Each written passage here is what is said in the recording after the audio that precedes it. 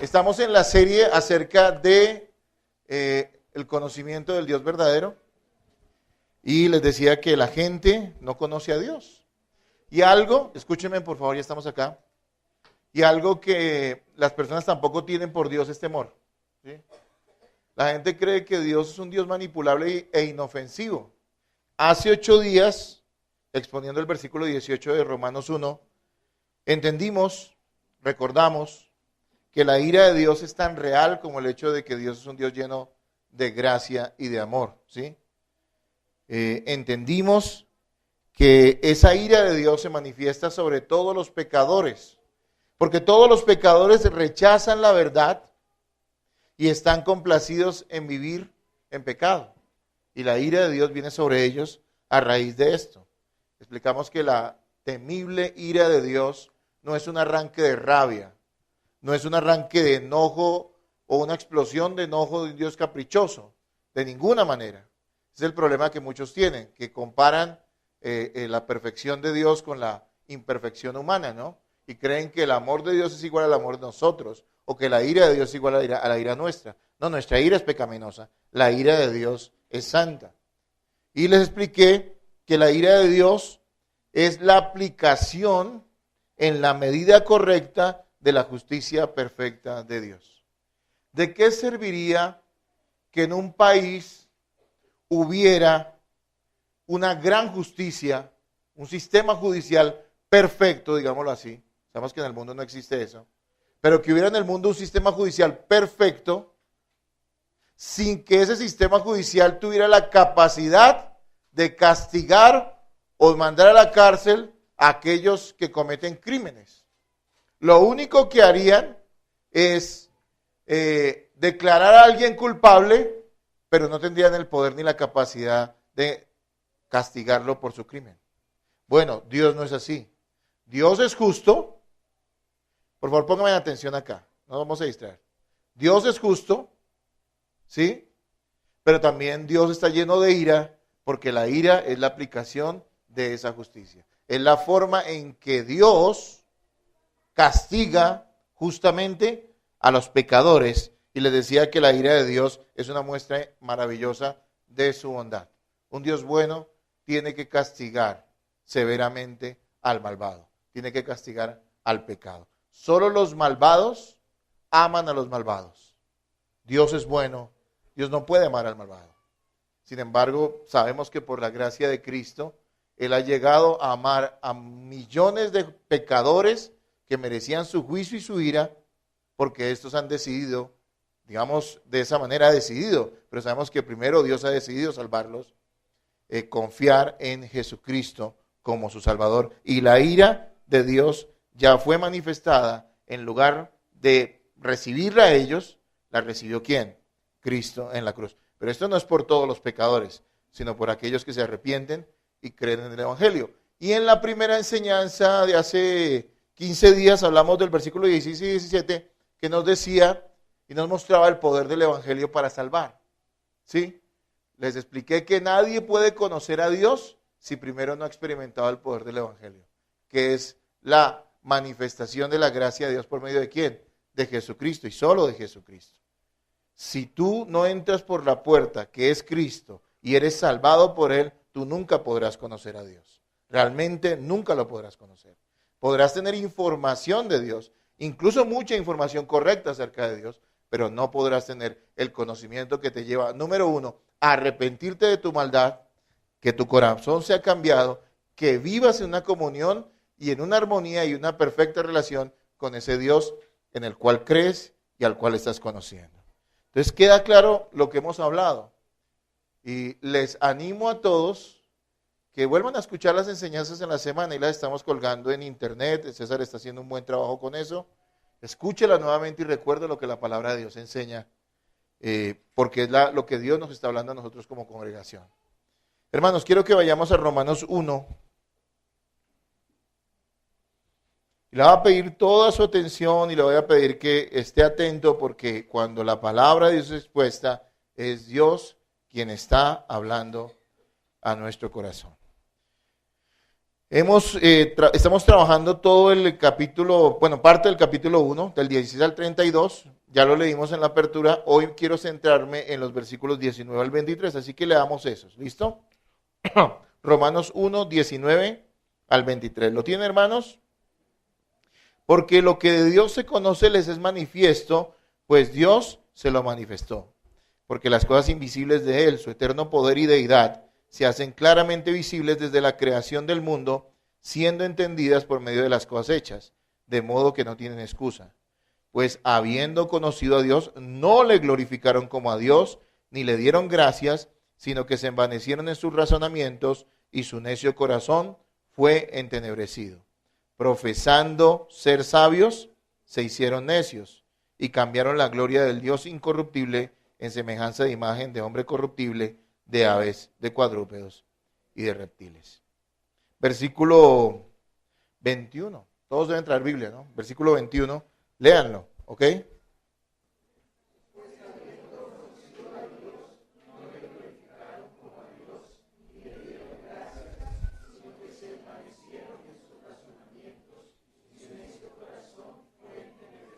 Bien, que el Señor nos dé gracia para comprender su palabra y para vivirla y para temerle a Él.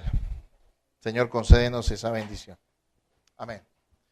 Bien, hermanos, en el mundo hay 4.500 millones, no, perdón, 4.500 millones, no, exageré, 4.500 religiones, eso es mucho. 4.500 maneras de ver a Dios. Y todas dicen ser las verdaderas y las válidas. Ellas sí conocen a Dios, los demás no. Sí, ahorita hay un asunto del ecumenismo y todo, pero en su base todos creen que tienen la razón. Y tienen su perspectiva propia de Dios, ¿sí? Miren que en el mundo aproximadamente 6.000 millones de personas dicen pertenecer a una religión. Y solo 1.200 millones dicen que no pertenecen a ninguna. Lo cual no quiere decir que no sean religiosos. Porque para que el hombre sea religioso no tiene que estar afiliado a ninguna religión. O sea que eso multiplica inmensamente las visiones o la manera de ver o la manera de creer en el Dios que cada uno cree, ¿no? Que cada uno se imagina, como lo vamos a ver en el pasaje de hoy. Hay miles de ideas acerca del Creador y miles de ideas más acerca de cómo alcanzar la salvación. Ese 4.500 religiones es mucho, muchísimo, ¿sí? En el mundo. Todas estas religiones y todas estas creencias tienen personas que son muy fieles, muy abnegadas, muy consagradas a su religión, a su manera de ver a Dios.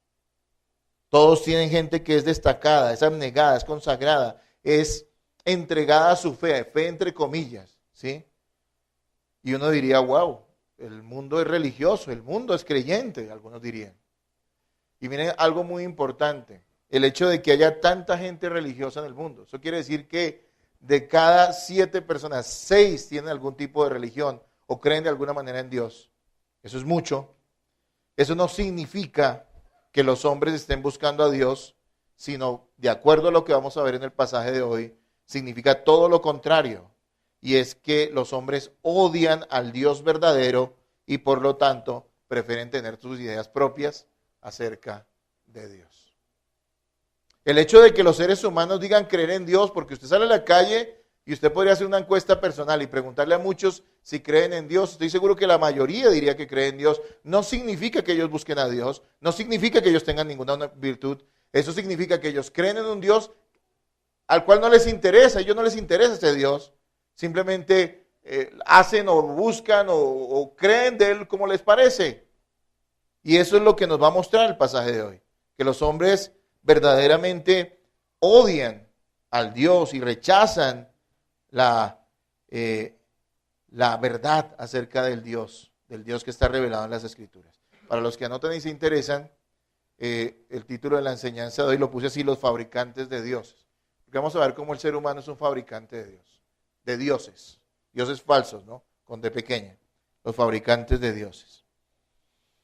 El corazón del ser humano es tan malvado que prefiere aferrarse a sus propias creencias acerca de la deidad que someterse al Dios verdadero, quien se ha dado a conocer claramente por medio de la creación. Esta sería la idea del pasaje que hoy vamos a estar viendo. El corazón del ser humano es tan malvado que prefiere aferrarse a sus propias creencias acerca de la deidad que someterse al Dios verdadero, quien se ha dado a conocer claramente por medio de la creación. Y en la medida en que vamos desarrollando este texto, vamos a ver tres aspectos muy importantes. Primero que todo, que Dios no se ha escondido, que Dios se ha manifestado a todos los hombres. Vamos a ver también hoy que esos hombres, todos los hombres a los cuales Dios se ha revelado, han decidido rechazar a Dios, a pesar de que ellos son conscientes de su existencia. Y también veamos en este texto de hoy, en estos versículos, que los hombres, después de rechazar a Dios, han decidido reemplazarlo por una idea propia acerca de la deidad. Por eso los hombres son unos expertos, fabricantes de dioses. Y por esa causa, la ira de Dios viene sobre ellos, porque el tema, el punto, lo que Pablo viene hablando allí en el capítulo 1 de Romanos, especialmente desde el versículo 16, cuando habla primero del Evangelio y después de la ira de Dios, es dar razones por las cuales la ira de Dios viene sobre los hombres. Esto es muy importante que lo tengamos claro, porque la gente cree que es inocente. La gente cree que Dios está a su favor y no en su contra. Y deber nuestro al predicarles el Evangelio, porque usted es un testigo de Cristo, a eso lo ha llamado el Señor, es mostrarles que no hay tal cosa. Que si ellos necesitan a Cristo es porque la ira de Dios está sobre ellos. Y cuando hablamos de ellos, no es como la gente a veces se imagina, que la ira de Dios está sobre aquellos grandes canallas y dictadores de la historia, y sobre aquellos que han violado niños serialmente o asesinado a mucha gente, sino que todo hombre pecador, todo ser humano, por cuanto se rebela contra el Dios verdadero, está bajo esa ira santa de Dios. Y vamos a ver en nuestro primer punto en esta mañana. Dios, nos muestra la Escritura, no se ha escondido. Él se ha dado a conocer, se ha manifestado a todos los hombres. Y veamos nuevamente el versículo 19 y 20. Mire, dice, porque lo que de Dios se conoce, les es manifiesto, pues Dios se lo manifestó. Porque las cosas invisibles de Él, su eterno poder y deidad, se hacen claramente visibles desde la creación del mundo, siendo entendidas por medio de las cosas hechas, de modo que no tienen excusa. La gente dice, algunos dicen, yo quiero creer en Dios, pero no sé cómo creer en Él, o no tengo evidencias acerca de que Dios exista. No hay pruebas de que Dios existe. Y los científicos, ciertos científicos, han decidido ignorar la verdad de Dios, que es tan evidente de acuerdo a lo que nos dice el pasaje acá, porque no pueden probar la existencia de Dios en un tubo de ensayo o en un laboratorio. Mucha gente quiere buscar pruebas de Dios en cosas eventuales, cosas que suceden, apariciones, milagros, pero la Biblia no dice que esas son las pruebas de la existencia de Dios. Nos dice el capítulo 1 de Romanos, y ahí en el versículo 19 y en el versículo también 20, es claro en decirnos que Dios se ha manifestado a los hombres. Y me pareció súper interesante que lo diga de esa manera. Algunos pensarán que Dios se está escondiendo, pero lo que nos dice aquí, no, Dios se ha manifestado. ¿Y cómo se manifestó Dios a los hombres? A través de la creación natural. Así que la próxima vez que alguien te pregunte cuál es la prueba de que Dios existe, tú le puedes decir claramente todo lo que hay a tu alrededor. Si tú puedes levantar tus ojos y ver las estrellas del cielo y conocer la perfección y lo sofisticada y lo complejo que es todo lo que Dios o lo que ha sido creado, puedes entender que existe un Dios y deberías interesarte por conocerlo. La gran prueba de que Dios existe no son cuestiones filosóficas. Sí, yo sé que mucha gente, en el afán de defender la existencia de Dios y en el afán de defender el Evangelio, y creo que han sido bien intencionados, han buscado muchos argumentos para convencer a los incrédulos de la existencia de Dios. Primero que todo, el que la gente crea que Dios existe o no, pues no es mucha ganancia, porque también lo vamos a ver acá, la gente sabe que Dios existe. Que lo nieguen es otra cosa. No es mucha ganancia que la gente reconozca la existencia de Dios. Nosotros siempre debemos llevar a la gente al conocimiento de Cristo, del Dios que se ha revelado naturalmente y a través de las Escrituras, mostrándonos la salvación que hay en su Hijo, en Jesucristo. Pero la gran prueba, sin necesidad de meternos en tantas argumentaciones, es, de acuerdo a Romanos, de acuerdo a lo que Pablo está presentando aquí, es la creación. Todas las cosas que han sido creadas. Hay suficiente evidencia en la creación como para que los hombres sepan que hay un creador y se interesen por conocerlo. La perfección y complejidad de la creación demuestra que no es producto de la casualidad, sino de un divino diseñador.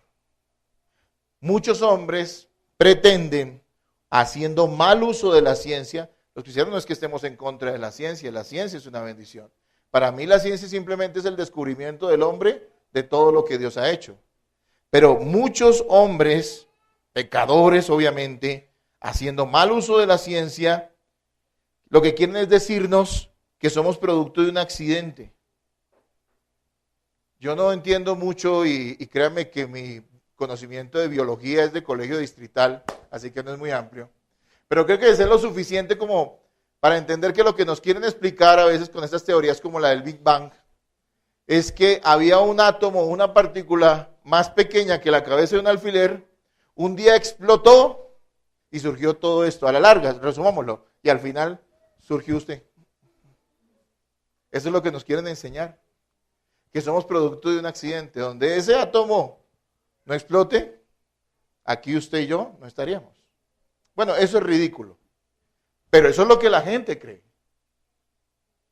Mire, yo no defiendo las enseñanzas de religión en los colegios, pero quieren quitar las enseñanzas de religión y defienden a capa y espada todas las enseñanzas científicas que no se dejan de ser simplemente algo que ellos mismos hacen, saben, y es teoría. ¿Saben qué es una teoría? Dicen la teoría del Big Bang, la teoría de que el hombre evoluciona, la teoría de la evolución. ¿Saben qué es una teoría? Es una idea que no ha sido probada. Ellos saben que eso no es probado. O sea que son gente de fe al fin y al cabo, ¿no? Pero de una fe mal enfocada, una fe perversa, que cree todo lo contrario a lo que verdaderamente es, de acuerdo a lo que entendemos en las Escrituras. Miren, pretender decirnos a nosotros que somos producto de un accidente es como pensar que usted va a botar todas las que sobras de una ferretería. Usted va a la basura de una ferretería. ¿Qué hora en la basura de una ferretería? O de un lugar de electrónica, digamos. Todos los componentes viejos. Y pensar que usted va y los arroja en un cuarto, cierra la puerta, al otro día llega y encuentra un televisor LED, Smart TV. Pero apareció, simplemente fue una cuestión que en la noche se conjugó y producto de un accidente surgió eso. No, es ridículo. Miren, uno no se debe desgastar tanto probando la existencia de Dios, sino simplemente debemos pedirle a Dios gracia para mostrarles que ese Dios es real, que ese Dios juzgará a los pecadores y que ese Dios también ha enviado a su Hijo para que aquellos que crean en Él y confíen en Él puedan ser salvados y salir de esa oscuridad.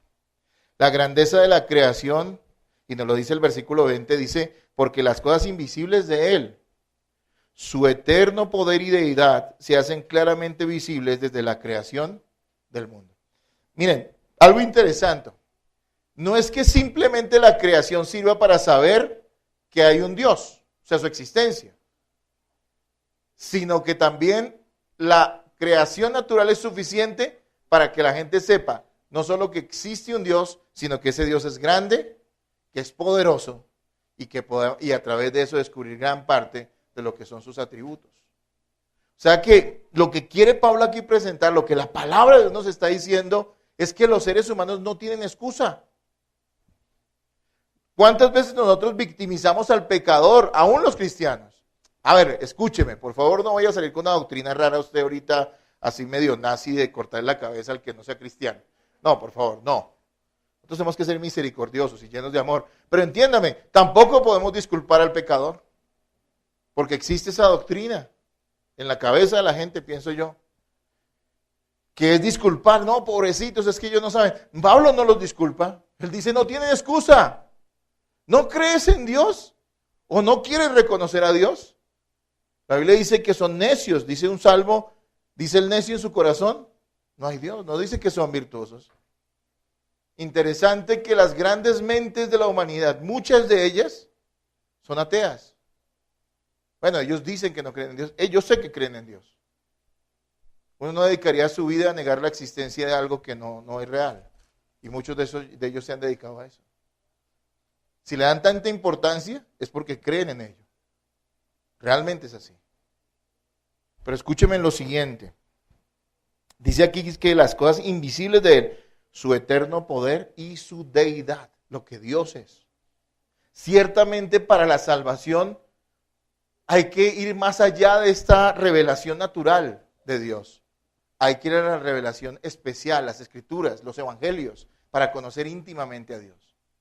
Pero hermanos, la creación natural es lo suficientemente grande y hay suficientes pruebas en ella como para que nadie tenga excusa. Esta es la frase contundente de esta porción. De modo que no tienen ¿qué? Excusa. Dios nos hace responsables, aunque los hombres sigan pidiendo pruebas. Hace unos años, unos hermanos bien intencionados en Estados Unidos, escuché, yo no vi ese programa, pero vi algo en internet, decidieron hacer, y lo respaldó una cadena de televisión muy grande en los Estados Unidos, que dicen allá de costa a costa, eso que significa que es televisión nacional. Aquí la televisión toda es nacional, allá toda es diferente. Que sea nacional algo es muy grande, son como 300 millones de personas que los estaban viendo, o tenían la posibilidad de verlos más bien. E hicieron un debate estos dos hermanos, que de hecho son de buena doctrina, pero creo que ahí sí no sé qué pasó.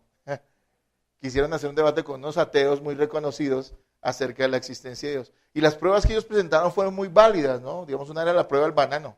¿Y usted dirá, cuál es esa? Pues que los bananos fueron hechos de una manera que el hombre los pudiera coger y pelar, y el diseño, ¿sí me entienden? Todo tiene un diseño. El hecho hasta una fruta, para que el hombre la consuma, imagínate que los bananos no se pudieran pelar sino como un coco, pues.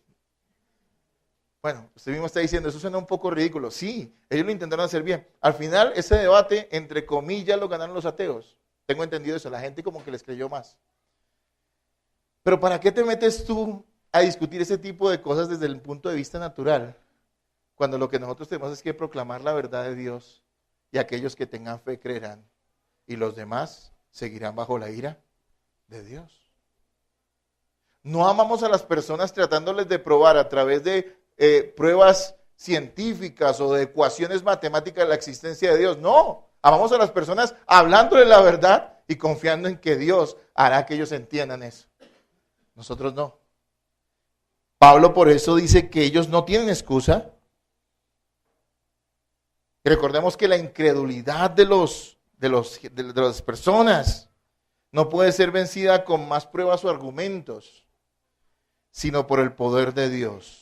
¿Ustedes creen? Les pongo un ejemplo, muy trivial, que Dios se apareciera en una nube en los cielos.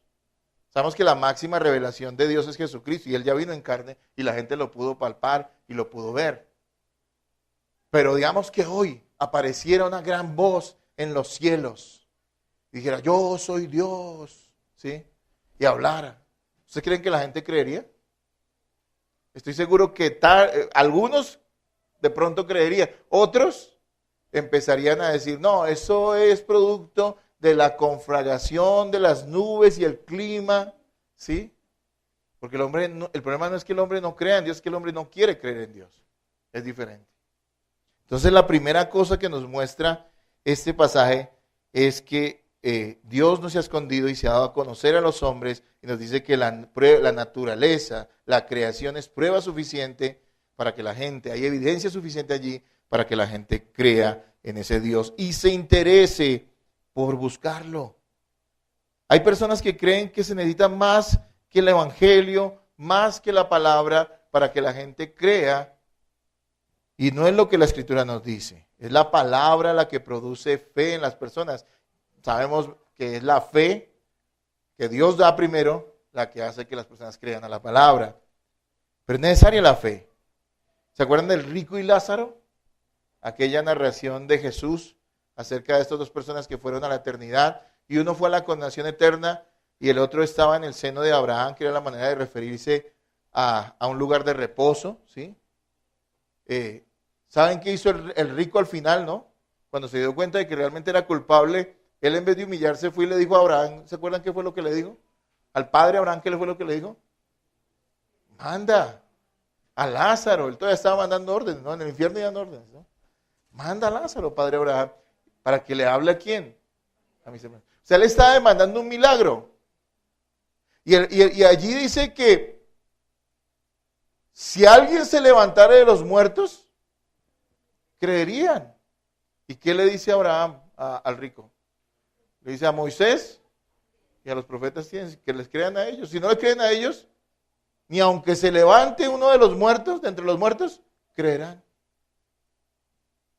Así que cuando Dios es revelado a través de el conocimiento natural, primero que todo para saber de su existencia, de la conciencia que los mismos seres humanos tenemos, de que hay un Dios y de que somos criaturas morales semejantes a Él, y cuando conocemos el Evangelio, la palabra, eso debe ser suficiente para que alguien crea, no importa qué cosas alrededor estén sucediendo. Y eso desvirtúa algo de lo que hoy se predica mucho. Y es que algunos dicen que son necesarios los milagros para que las personas crean. Y eso es completamente contrario a lo que la Escritura dice. Y mire aquí en el caso de Rico y Lázaro, lo que nos está ilustrando. No, nadie cree por los milagros, la gente cree por la palabra. Claro, Dios providencialmente y en su soberanía a veces concede un milagro a algunas personas y después esas personas creen. Pero mire, estoy seguro que el milagro es una muestra del amor y de la bondad y de la gracia de Dios, pero lo que tuvo que haber convencido a esa persona no fue el milagro, porque un milagro un simple milagro no habla de quién es Dios ni de lo que hizo por esa persona. Necesita escuchar ¿qué? La palabra, el evangelio de salvación. Y esto es algo que podemos hacerlo como una cuestión práctica, para que nuestra confianza no esté puesta en lo que podamos hacer externamente, o cómo podemos decorar el evangelio, o cómo podemos hacerlo llamativo supuestamente, porque el evangelio es suficientemente poderoso en sí mismo. Y este pasaje nos lo decía al principio, ya en el 16, el evangelio es poder, dinamita de Dios para salvación. ¿Pero qué es la dinamita de Dios? El evangelio, no otra cosa. Entonces eso que dicen, no, es que tú vas a ver que hay lugares donde supuestamente hay grandes milagros, supuestamente. Yo creo en milagros, quiero aclararles. Creo que Dios los hace cuando Él quiere. Pero hay lugares donde supuestamente grandes milagros. Si uno va a ver la vida de esas personas y no hay ninguna transformación. Allí no hubo ningún poder. Muchos ni siquiera. Y conocí personas que fueron sanadas de cosas bien terribles y hoy no siguen a Jesucristo. Es que los milagros nos sanan. Nos salvan al Señor. Nos salvan a las personas. Si no es el evangelio de Dios. Entonces, primero que todo, los hombres son responsables porque Dios no se ha escondido y la ira de Dios se manifiesta sobre ellos por eso. Si leemos los versículos 21 y 22, también vamos a entender en nuestro segundo punto de hoy que los hombres han rechazado a Dios a pesar de que son conscientes de su existencia. ¿Por qué no leen en los versículos 21 y 22, hermanos? Léanlo ahora.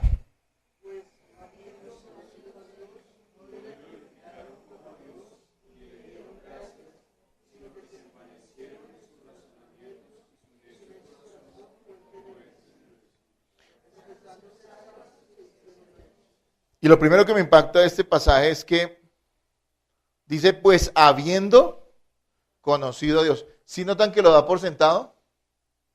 ¿Sí notan? O sea, no está diciendo tal vez algunos y otros no. Dice, no, habiendo conocido a Dios. Porque la creación es tan evidente que nadie cuerdo podría decir que no existe un Dios.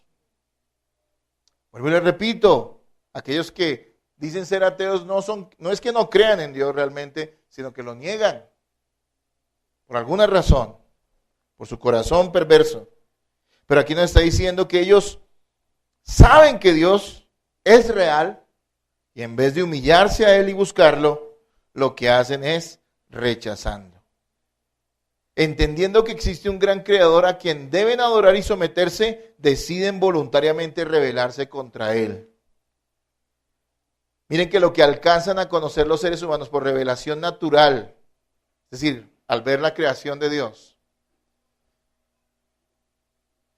y lo que alcanzan los hombres a entender por medio de su conciencia moral acerca de la existencia de Dios, no les gusta.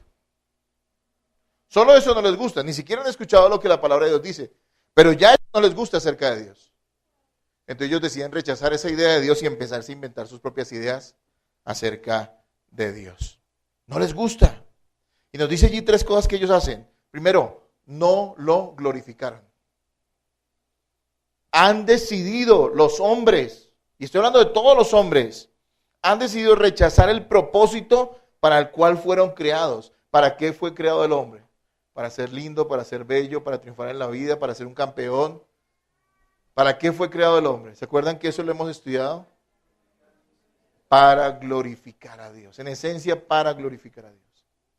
Imagínense que cuando los hombres dicen, no me gusta Dios, no me gusta por lo menos ese Dios verdadero, quiero fabricarme mi propia versión de Dios, ellos están decidiendo no glorificarlo. Y eso significa que los seres humanos sin Cristo son los peores de todos los fracasados. Puede que tú no tengas el empleo que ellos tienen, ni llegues a lograr los objetivos que ellos han alcanzado. Puede que nunca llegues a destacar en tu profesión o en lo que hagas o tener mucho dinero. No importa, te garantizo algo de acuerdo a lo que la Escritura enseña. Tú no eres el fracasado si confías en Jesucristo. Si Cristo vive en ti, los fracasados son ellos. Porque aún tú, en medio de tu necesidad, puedes glorificar a Cristo porque eres un creyente. Pero ellos, aún con todas sus virtudes, entre comillas virtudes, no pueden glorificar a Dios de ninguna manera. Aquí no lo dice la palabra. Decidieron no glorificar a Dios. Y eso significa que rechazaron el propósito esencial para el cual fueron creados, ellos como seres humanos. Recordemos que glorificar a Dios es honrarlo, adorarlo, alabarlo. Ante todo, glorificar a Dios es dar a conocer su grandeza y carácter por medio de nuestra vida. Es decir, quien glorifica es un reflejo de la grandeza de Dios a los demás. Pero los seres humanos han desechado esta realidad y han decidido no glorificar a Dios. Y dice también otra cosa tremenda, que los hombres duros de corazón, que saben que Dios existe, pero que quieren negarlo, que quieren hacer sus propias versiones de Dios, también hacen, y es que no le dan gracias, ni le dieron gracias, dice ahí. Esto quiere decir que ellos se niegan a reconocer que todas las cosas buenas que disfrutan provienen de Dios. Se niegan a reconocer la bondad de Dios. Ahora usted dirá, pero todo el mundo dice gracias a Dios, ¿no? Y uno escucha a todo el mundo que es una frase ya popular de cajón, ¿no? No, gracias a Dios, ¿no? Como hoy en día el gloria a Dios, ¿no? Ya como los evangélicos no funcionamos para evangelizar, sino para culturizar. Es decir, no para que la gente sea salva, sino para que la gente adopte nuestras costumbres y nuestros dichos, ¿sí? La gente dice, gloria a Dios, ¿no es cierto? Y uno ve el futbolista que ya llegó y repartió leña en el partido, casi le saca un ojo al otro y dice, gloria a Dios, al final, ¿no es cierto? Y alguna vez escuché a alguien, no sé, por ahí en la calle que decía, oiga, esa rumba estuvo una bendición, decía el sinvergüenza. Créamelo, eso es lo que pasa. Eso es lo que la gente dice. Por eso muchos dicen, ay, gracias a Dios. Pero ¿estarán dándole gracias a Dios si su actitud demuestra todo lo contrario? Es que no es las gracias que uno da cuando se sube al bus y le paga al señor del bus. O le timbra y le lo deja en el lugar que eso dice gracias. O la señora que usted le está comprando el pan le dice gracias cuando se va. Eso son una cosa automática que uno hace. No, es la gratitud de aquel, o que uno le brinda a aquel que, digamos, salvó a su hijo de medio de las llamas de un incendio. Mire, estoy seguro que la señora que le vende el pan usted la puede querer mucho porque le gusta a usted el croissant, hermano. Pero estoy seguro que usted no va a hacer mayor cosa por ella. Es decir, no es especial para usted, ¿no es cierto? Pero si alguien salvara a tu hijo pequeño de medio de las llamas de un incendio, arriesgando su propia vida, ¿qué actitud tendrías tú hacia esa persona? Yo creo que cada vez que lo vieras sería una persona muy especial para ti. Y todo lo que tú pudieras hacer por esa persona lo harías, lo honrarías, ¿no es cierto? No creo que después de que una persona haga eso, tú empieces a hablar mal de él. Esa es una pálida comparación con la gratitud que el hombre le debe a Dios. Y aquí está diciendo que los hombres decidieron que no darle gracias. No se confunda. Que la gente diga gracias a Dios no significa que le estén agradeciendo a Dios. Porque la actitud de ellos es de enemistad contra Dios. No es de gratitud, es de enemistad contra Dios. Y eso es lo que aquí nos dice la palabra. Estos hombres duros que saben que Dios existe han decidido rechazarlo y no le dan gracias. Y recordemos que Dios juzga severamente la ingratitud. Por eso los cristianos somos adoradores, alabadores de Dios.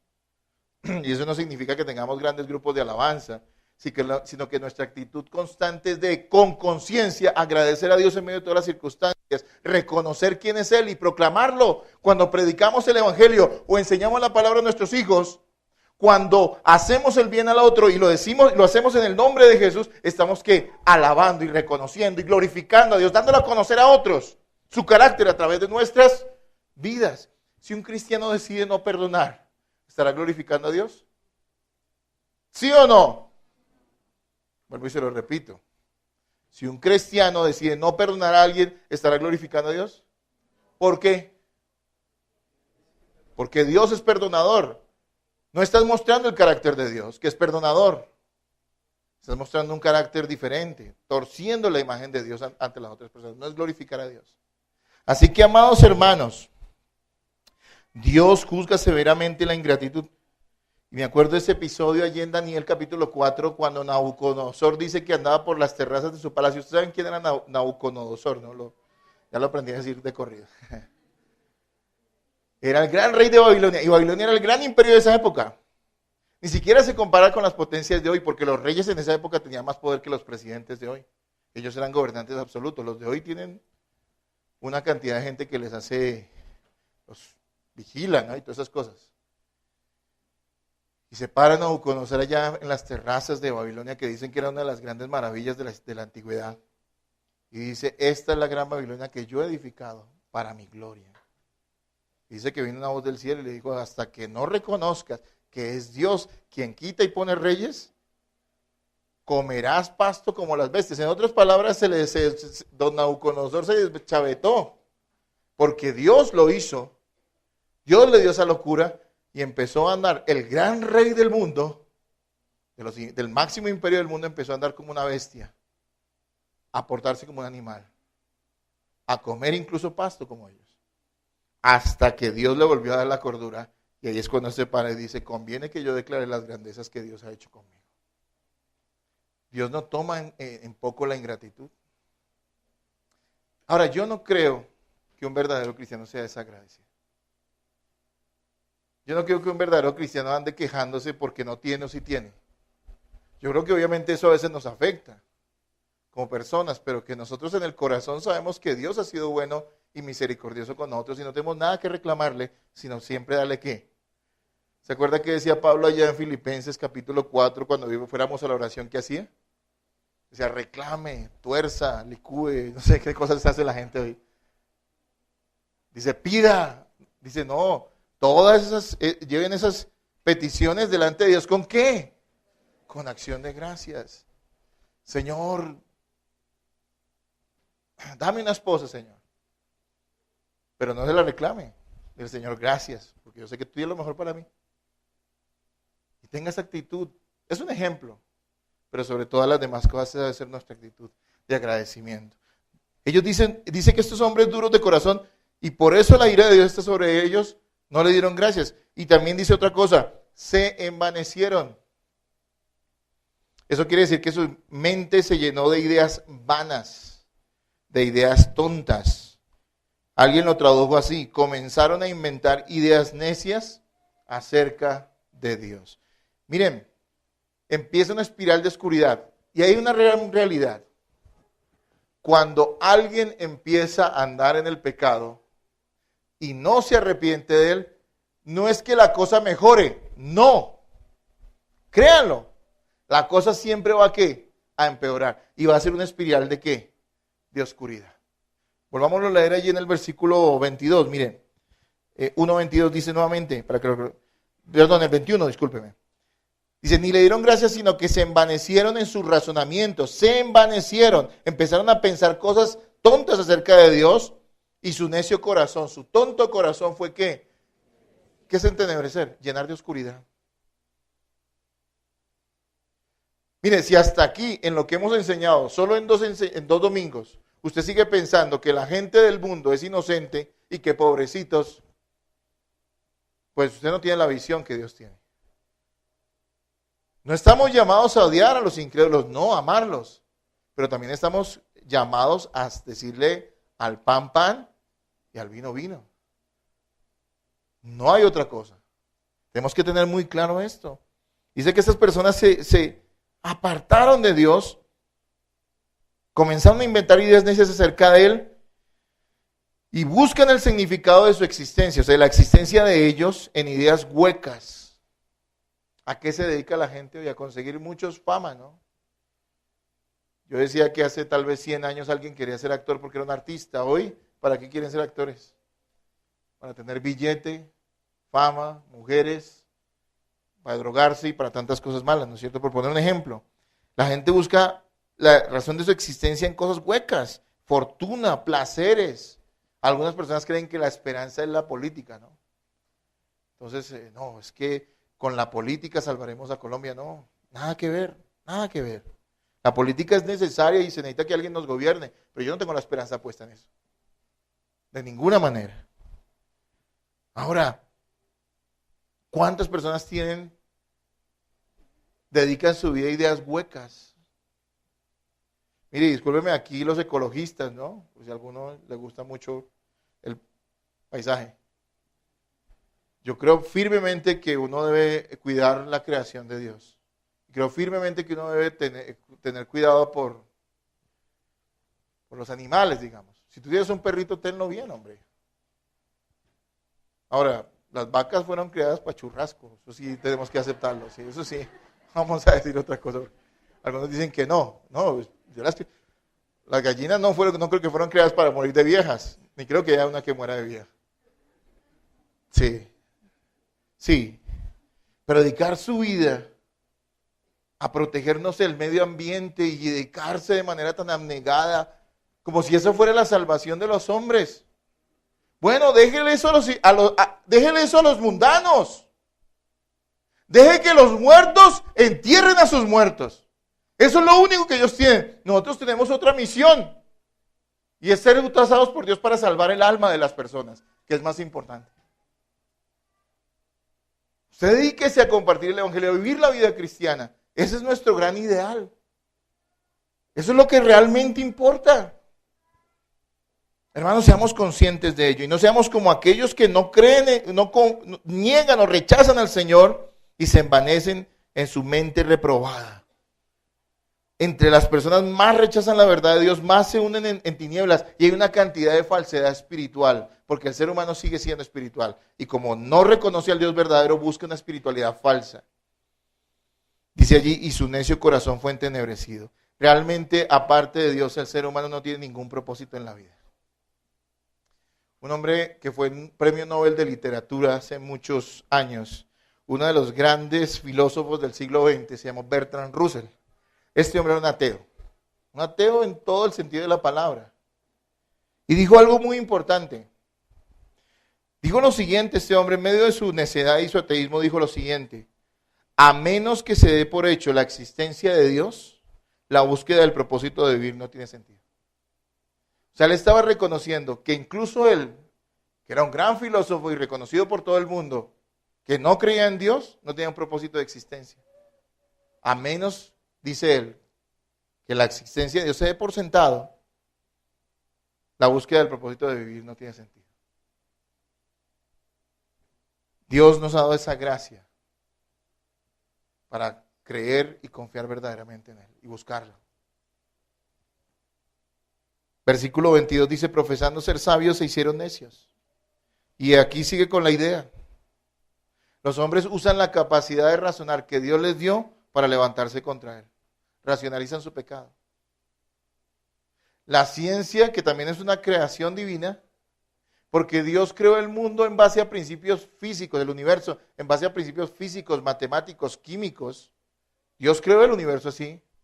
La ciencia, en vez de reconocer a ese Dios que hizo todas las cosas, lo que ha hecho es levantarse contra él. ¿Y qué creen las personas que se dicen ser o creen a Dios a su manera o no creen en Dios? ¿No se creen las grandes luminarias? Bueno, aquí dice, profesando ser sabios, se hicieron ¿qué? Necios.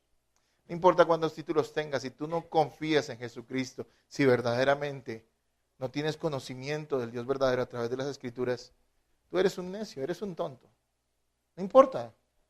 Y si a la persona que usted le diga eso no le gusta, sigue siendo verdad. Sigue siendo verdad, porque la palabra de Dios lo dice. La sabiduría de los hombres, mire lo que ellos llaman sabiduría, y póngase a pensar en esto. Hace que para ellos sea más fácil aceptar que venimos del mico o del simio, que Dios nos creó. Y uno se pone a pensar, pero ¿cómo pueden pensar? Esa es la idea del hombre, una idea satánica de animalizar al ser humano, de hacer de él simplemente una criatura irracional, cuando Dios le dio la razón. Qué interesante, la razón del hombre lo lleva a la irracionalidad. Creer que venimos de un simio, Dios, Señor. Eso no tiene sentido. Pero la gente lo da por sentado, y es lo que se enseña en los colegios. Y si tú vas y enseñas que Dios existe, la gente de pronto se burla de ti. Ajá, pero si enseñas que venimos del mico, mire que profesando ser sabios, ¿qué? Se hicieron necios. Y veamos nuestro tercer punto hoy en el versículo 23. Veamos que los hombres reemplazaron a Dios inventando sus propias ideas. Son unos expertos fabricantes de dioses. Lea el versículo 23, por favor.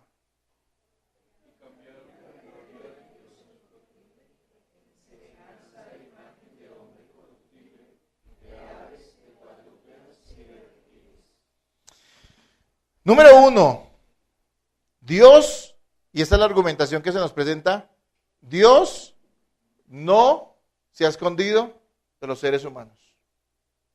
Número 2, los hombres han conocido y saben que existe Dios por medio de la creación natural, pero deciden rechazarlo a Él. Ahora, no solo lo rechazan, sino que buscan reemplazarlo ¿con qué? Con ideas propias, con cosas que son producto de ¿qué? De su imaginación. Los hombres son unos expertos fabricantes de dioses. La verdad del carácter de Dios y del Evangelio escandaliza a los hombres quienes prefieren adorar a las criaturas antes que al Creador. Eso nos lo dice el versículo 25 y adelante. Dice, ya que cambiaron la verdad de Dios por la mentira, honrando y dando culto a las criaturas antes que al Creador, el cual es bendito por los siglos. Amén. Yo creo que la idolatría se resume en eso. Dios es real, es evidente, no me gusta Dios, no me gusta el Dios verdadero, así que yo me empiezo a inventar un Dios. Y eso es lo que el hombre ha hecho siempre. Como que la idea es la siguiente de los hombres. Cualquier creencia es válida con tal de que no sea la del Dios de las Escrituras. ¿Crees que los tomates vinieron del espacio y que se asentaron en la tierra y que nos vigilan desde nuestras ensaladas, por poner un ejemplo, una idea loca? ¿Crees eso? La gente te va a aplaudir. Bueno, pues suena loco, pero pues es tu idea, yo la respeto, ¿no es cierto? Te van a decir eso. Pero tú dices, ¿sabes qué? Dios es soberano. Los hombres son pecadores y en su inmenso amor ha elegido gente para ser salva y a otros los deja pasar en su pecado. ¿Y qué te dice la gente? Usted está loco. Usted está loco. Eso no está bien. ¿Por qué? Porque les causa, les duele, les escoce la verdad de Dios. La verdad evidente de Dios. Cree cualquier cosa, pero si crees en el Dios verdadero, no te vamos a aceptar en lo que dice el mundo. ¿Quiénes han sido perseguidos a lo largo de la historia? Los verdaderos cristianos. Es que los cristianos verdaderos han sido perseguidos siempre. ¿Por qué? ¿Porque los odian a ellos? No, porque odian al Dios de ellos. El Dios de muchos cristianos que se dicen ser cristianos hoy en día, pues no ofende a nadie, así que a todo el mundo le gusta. Si tú vas a una iglesia, si esta iglesia fuera una iglesia de esas raras o que abundan hoy, y yo entrara acá y te dijera, ¿sabes qué? Siento buena vibra, Dios esta semana los va a bendecir a todos, veo que vienen carros, veo que vienen lotes, hermanos, mira, ¿sabes qué? Si tú has pecado, pero Dios ama tanto que Él se olvidó de lo que tú hiciste y ahora te va a bendecir. ¿No le gustaría eso a la gente? ¿Es la verdad? No, es una mentira. A la gente le gusta la mentira. Existen diferentes formas de culto. Cuando hablo de cultos, hablo de sistemas de creencias que pretenden lo mismo, todas, reemplazar la fe en el Dios verdadero. ¿Se acuerdan que les dije que había 4.500 millones de 4.500 religiones? Ya estoy que la extiendo, ¿no? 4.500 religiones en el mundo. Y que alguien diría, uy, el ser humano, ¿cómo es espiritual? ¿Cómo busca a Dios? No, eso prueba que ellos odian a Dios porque se han inventado 4.500 formas diferentes de reemplazar al Dios verdadero. Sin contar la idea que cada quien tenga propia. Es lo que nos está presentando aquí la Escritura. Y nos está dando que por esa razón, nos está diciendo que por esa razón es que la ira de Dios viene sobre los hombres. Miren, ha sido así siempre. En el paganismo antiguo, cuando hablo de paganismo, hablo de ideas extrañas acerca de Dios contrarias a las Escrituras. El paganismo antiguo tenía miles de religiones y de cultos que por lo regular eran politeístas. Quiere decir que la mayoría de culturas antiguas no creían en un solo Dios, sino creían en muchos dioses, ¿no? Esos cultos se han acabado, ¿no? Se han extinto con esas culturas. La mitología griega o romana se acabó con esos imperios, ¿sí? Bueno, la romana, como si usted investiga, se mutó, ¿no? Y se convirtió en catolicismo. Pero la mitología que ellos los alimentaba hacía que creyeran en muchos dioses. Entonces había un Dios para todo. El Dios de la guerra, el Dios del amor, el Dios del clima. Y esa era una manera vana de pensar en la divinidad. Eso no era una expresión de fe, sino una expresión de extravío. Note que los dioses de ellos eran como ellos. Eran malos, eran crueles, eran débiles, cometían errores. Esa era la mitología pagana de la antigüedad. Todos creían eso, los griegos, los romanos, nuestras tribus indígenas, ¿no? Creían en el dios Sol, Chía, ¿no? ¿Chía qué era? La diosa Luna, ¿no? Si usted vive en Chía, tranquilo, no se preocupe. No es que usted esté mal, pero ellos creían. Y el sol, ¿no? Y creían en eso, y los adoraban y hacían sacrificios a esos dioses. Y uno dice, no, es que era su manera de buscar a Dios. No, era su manera de extraviarse. Dice que la evidencia estaba clara en la creación y sin embargo ellos empezaron a adorar a las criaturas antes que ¿qué? Que al Creador. Pero también hay paganismo moderno. Eso se extinguió, pero también hay paganismo moderno. Las creencias ajenas a la Biblia que desfiguran la verdad de Dios. Hay una característica del paganismo moderno, casi en todas, y es que muchos dan culto a un líder prominente. Casi que cada culto y religión se gira en torno a un líder. También es un reemplazo de Dios, de Cristo. Digamos, ustedes saben que el budismo, aunque ellos dicen que no, pero es la verdad, ellos a quién adoran, a Buda, ¿no es cierto? Los musulmanes ¿a quién? A Mahoma. El mormonismo, esos que andan con un gafete acá y bien vestidos y que hay muchas iglesias porque tienen harto billete en Estados Unidos, ellos creen en Joseph Smith como su profeta y su vidente. Todas esas gentes creen en un iluminado, eso es paganismo. El budismo es paganismo, el islamismo es paganismo. Eso está alejado de la Escritura. No es la imagen de Dios verdadera. ¿Sí? Y hay infinidad de sectas que están fundamentadas en las ideas de algún iluminado. ¿Se acuerdan de hace algún tiempo se escuchó de la señora Piraquive? Que por ahí hubo un escándalo y toda esa cuestión. Ella es la gran profetisa de su secta. Y allá usan supuestamente es que profecías. Y eso solamente es un ejemplo del extravío. Todo eso es paganismo. Yo lo veo así. No es el Dios de la Biblia. También hay miles de filosofías propias. Cada quien inventa una teología. Algunos dicen que le tienen miedo a la teología, pero es que todo ser humano es un teólogo. Alguien decía eso y creo eso. Cada ser humano tiene una idea propia de Dios. Y hay miles de ideas propias acerca de Dios. Cada ser humano se inventa su propia idea. que está fundamentada en qué, en su propia opinión, no en la palabra de Dios. Es que a mí me parece que Dios, es que a mí yo creo, es que yo opino. No cabe eso. Es la palabra. Hay una mezcla de conceptos culturales acerca de Dios, combinados según la conveniencia de cada uno. ¿Ha escuchado usted esa frase que dice, yo creo en Dios a mi manera? Yo me he acercado a personas a veces a compartirles y me dicen, sí, no, bonito, ¿sabe qué? Bonito lo que usted cree, pero yo creo en Dios a mi manera.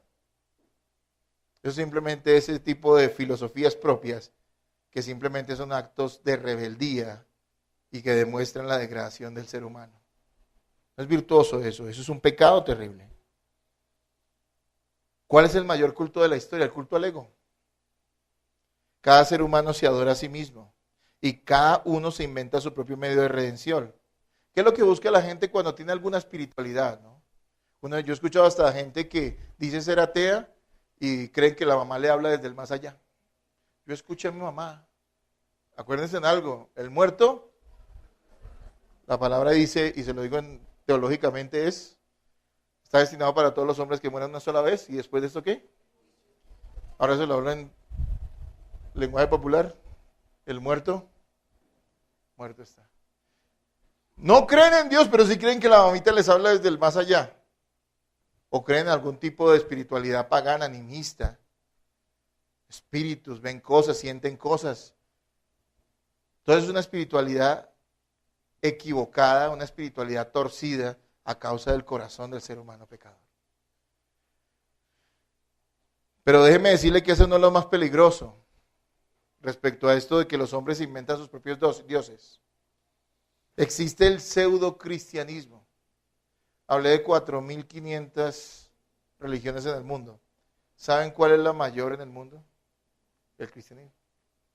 Como religión, no como cristianismo verdadero. Por eso lo llamo pseudo-cristianismo, es decir, un supuesto cristianismo. Hay más de 2.000 millones de personas en el mundo que se dicen ser cristianas. La inmensa mayoría de ellas, de acuerdo a la Biblia, no lo son. No hay nombre, escuche esto, más usado por los fabricantes de dioses que el nombre de Jesús. Y es que eso es lo que confunde a muchos. Me dicen, pero si en mi iglesia alabamos al mismo Jesús que tú alabas. Y yo te digo, bueno, escríbeme cómo es tu Jesús y yo te voy a escribir por las escrituras cómo es mi Jesús. No es que existan dos versiones de Jesús, porque Jesús solo hay uno. Pero si tú estás creyendo cosas equivocadas acerca de Jesús, entonces no es el Jesús de la Biblia. Eso es lo que a muchos les cuesta. Pero si nosotros alabamos a Jesús, mire, tú puedes usar hasta pasajes bíblicos, porque de tal manera amó Dios al mundo que envía a su Hijo unigénito para que todo aquel que en él crea no se pierda, mas tenga vida eterna, y lo cantas.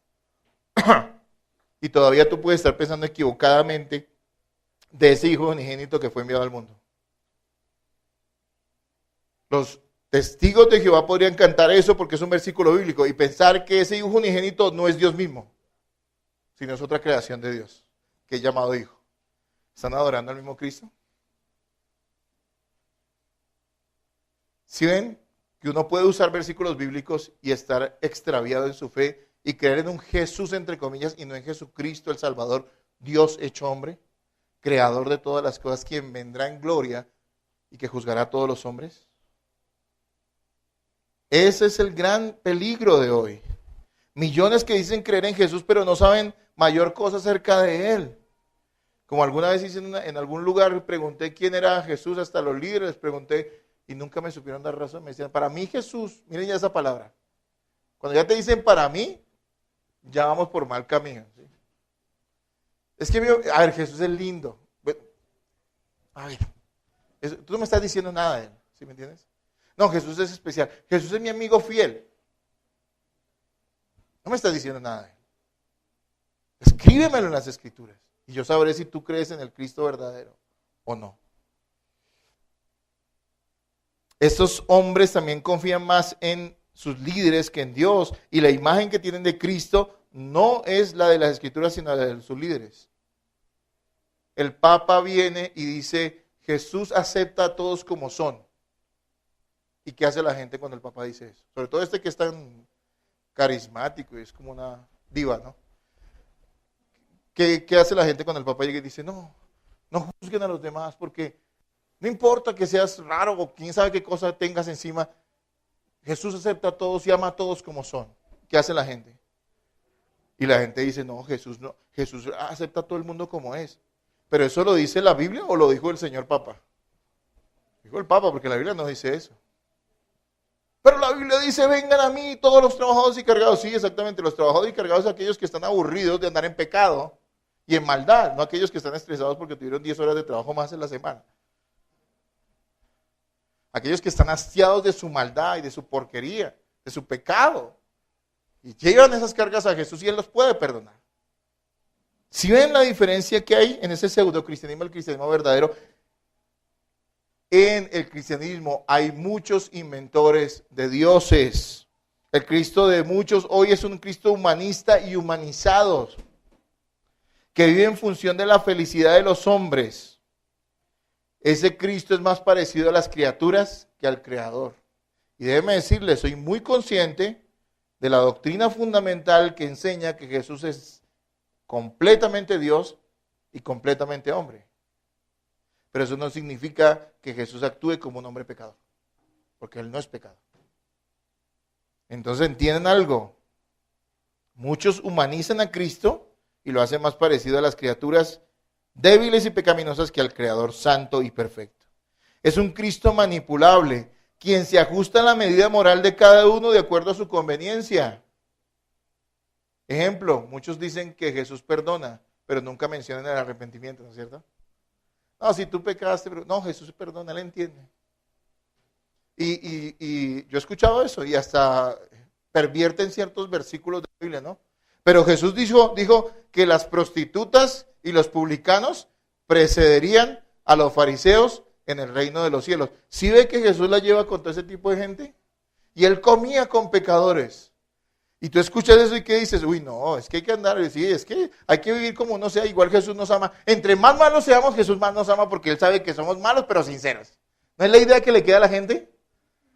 Pero no te explican que cuando Jesús les habló a los fariseos acerca de su hipocresía religiosa, hizo esa ilustración no para decirle que la prostituta por ser prostituta se va al cielo, sino de aquellas prostitutas que se arrepienten. Y de aquellos publicanos que se arrepienten y confían en Él y dejan su estilo de vida y ahora caminan con el Señor. A eso se refería Jesús.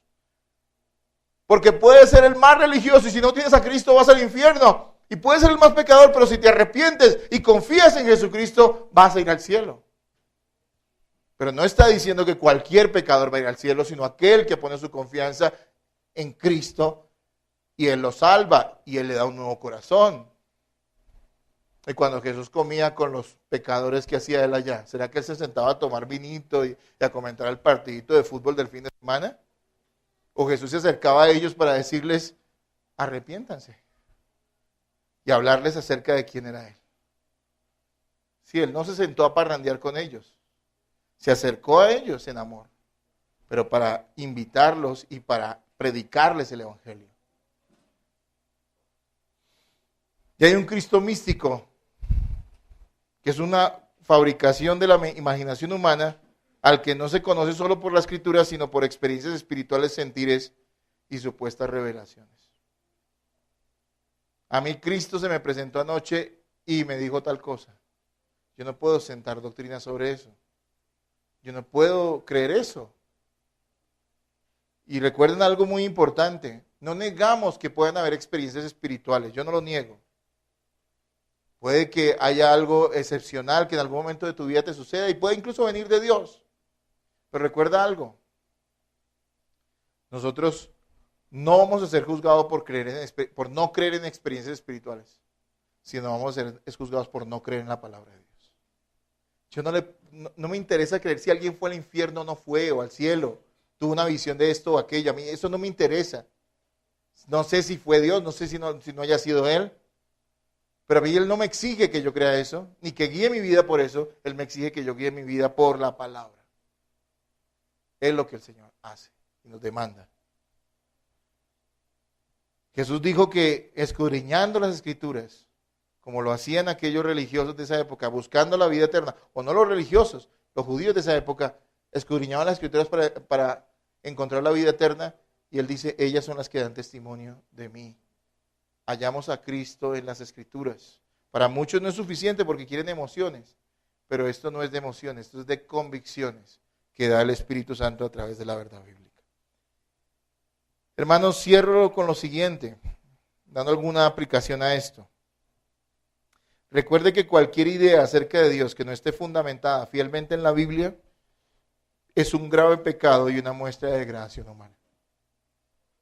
Por eso debemos dedicarnos a conocer a Dios en las Escrituras, para tener certeza de que no estamos inventando nada. ¿A qué debe dedicarse la iglesia del Señor? A adorar a Cristo, a vivir para Cristo, pero por sobre todo a estudiar, a meditar y a vivir la palabra de Dios. Porque allí estaremos rindiendo verdadero culto al Dios verdadero y no estaremos siendo producto o víctimas de las cosas que nos imaginamos acerca de Dios.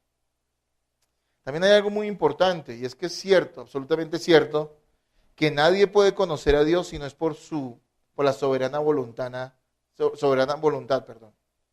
de Dios por medio de Cristo. Les leo Lucas 10:21. En aquella misma hora Jesús se regocijó en el Espíritu y dijo, yo te alabo, oh Padre, Señor del cielo y de la tierra, porque escondiste esas cosas de los sabios y entendidos y las has revelado a los niños. Sí, Padre, porque así te agradó. Todas las cosas me fueron entregadas por mi Padre, y nadie conoce quién es el Hijo, sino el Padre, ni quién es el Padre, sino el Hijo, y aquel a quien el Hijo lo quiera revelar. Y esto nuevamente refuerza la idea que hemos entendido en el versículo 16 de este pasaje que estamos estudiando varias semanas, y es que nadie puede conocer realmente a Dios, sino es a través de la revelación que el Hijo da a quien Él quiere. Eso no significa que los hombres sean inocentes, porque la Biblia ha dicho aquí que si los hombres reconocen la existencia de Dios y su grandeza y se interesan por Él, pues entenderíamos que sería por la gracia divina, pero que es lo justo que ellos deberían hacer. Y si no lo hacen, no importa que tal vez Cristo no les haya dado a conocer más profundamente esa verdad, igual siguen siendo responsables ante el Señor por su maldad y por su ceguera. Hermanos, es tiempo de humillarnos y confiar en Cristo y reconocer que si entendemos algo de Dios es una obra de inmensa gracia. ¿Qué tanto usted desea conocer a Dios? ¿Qué tan interesado está en conocerlo a través de la fe, de la palabra y de la vivencia de ella? Revisemos nuestras creencias, hermanos, nuestras convicciones. ¿Qué tanto rezago queda en tu vida todavía de esas ideas que tenías acerca de Dios? Uno lucha con eso, ¿no? No sé si les ha pasado. A mí a veces me pasa. No, Dios no es así. Vean la Biblia a saber si Dios es así o no es así. No, yo no creo que el Señor haría eso. No digas no creo. Vea la Escritura a ver cómo Él obra. Todavía, hermanos, que uno les dice algo que dice la palabra y le dicen a uno, no, a mí no me parece. Todavía lo escucho hasta de miembros de la iglesia. Hay un rezago ahí todavía en nuestra mente. Ahí sí, como dice Romanos 12, hay que renovar la mente con la palabra. No, es que a mí no me parece, es que no estoy de acuerdo con eso, pero es que a nosotros no nos importa que estés de acuerdo. No es que la palabra lo enseña, lo que queremos es que te sometas a la palabra y ojalá lo hagas con gozo, porque si eres un cristiano lo harás. No es que yo tengo una opinión, es que a mí me parece, ¿te estás sujetando a la palabra o todavía hay un rezago grande en tu cabeza de ese Dios imaginario que te enseñaron desde que estaba chiquito?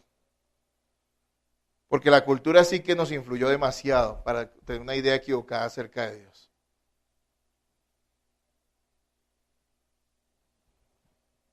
Hermanos, ¿cómo limpiamos nuestra cabeza? Con la palabra.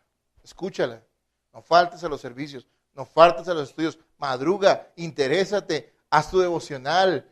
Hermano, estudia la palabra y como decía Edgar esta mañana, estudiar no es simplemente tener información, sino es meditar en lo que la palabra dice y confrontarnos con ello. Porque tú puedes estar aquí y todavía puedes tener gran parte de tu cerebro o de tu mente lleno de ideas equivocadas acerca de Dios. Eso no se va a limpiar con una imposición de manos, ni con que venga se desmaya, sino eso es con la palabra de una manera sistemática y continua y recordando lo que Dios es y lo que Dios ha hecho. Que esa sea nuestra aplicación, seguir persistiendo en el conocimiento de la meditación, el estudio de la palabra y sometiéndonos a ella, no simplemente saberla, sino vivirla. Amén.